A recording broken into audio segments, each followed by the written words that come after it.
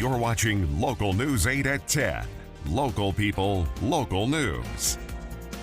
Thank you for being here with us on this Thursday night. I'm Rachel Fabi, in tonight for Todd Coons and Bree Clark. Well, rescues are ongoing in the wake of the historic storm that brought regular life in the Northeast to a standstill.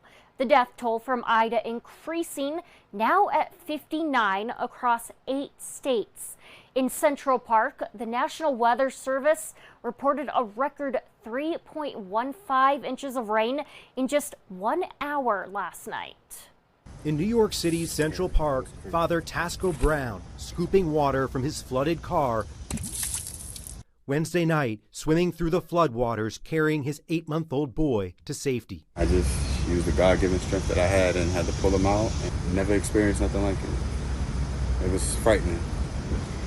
Yeah, worst thing I've ever seen. The NYPD releasing these images, rescuing a livery driver from the floodwaters in Manhattan.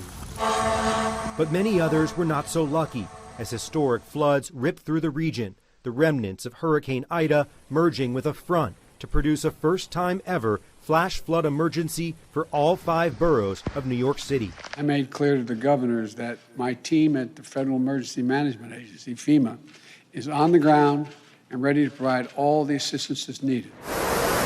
And images flooding in from underground, the entire New York City subway system forced to shut down. Above ground, a bus passenger standing on his seat to avoid the water, stranded cars and water rescues. Going right back in. In Woodbury, Connecticut, a state trooper killed, swept away by the floodwaters Wednesday night. And in New Jersey, at least 25 homes in Mullica Hill destroyed after a tornado struck with winds more than 135 miles per hour. So far, 7 confirmed tornadoes in New Jersey and Pennsylvania. And this image taken from a bridge heading into Pennsylvania, showing a possible tornado, with dramatic scenes of boat rescues happening in Philadelphia. Speaking of Pennsylvania, Philadelphia officials warning tonight that flooding is still a major concern, with rivers, creeks, and streams still overflowing in the region. Rescues still ongoing. Officials warning that the threat is still very real tonight. Dan Lieberman, ABC News, Central Park, New York. Fort Hall EMS is confirming the death of a man in the Portneuf River in the area of Tank Farm Road and Siphon Road. EMS and search and rescue crews were called out on the Fort Hall Indian Reservation just before 10 this morning. One man made it out of the water and said another was missing.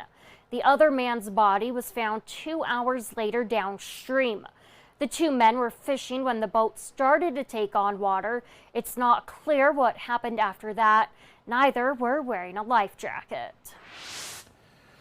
Some pretty active weather in southeastern Idaho and getting into southwestern Wyoming today. We've had some thunderstorms moving through that region earlier today and then again tonight with our second round of thunderstorms.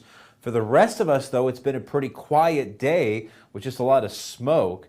Let me show you some video, though, that we got out of Meadowville. This is north of Soda Springs from Brittany. Look at the hail covering their yard.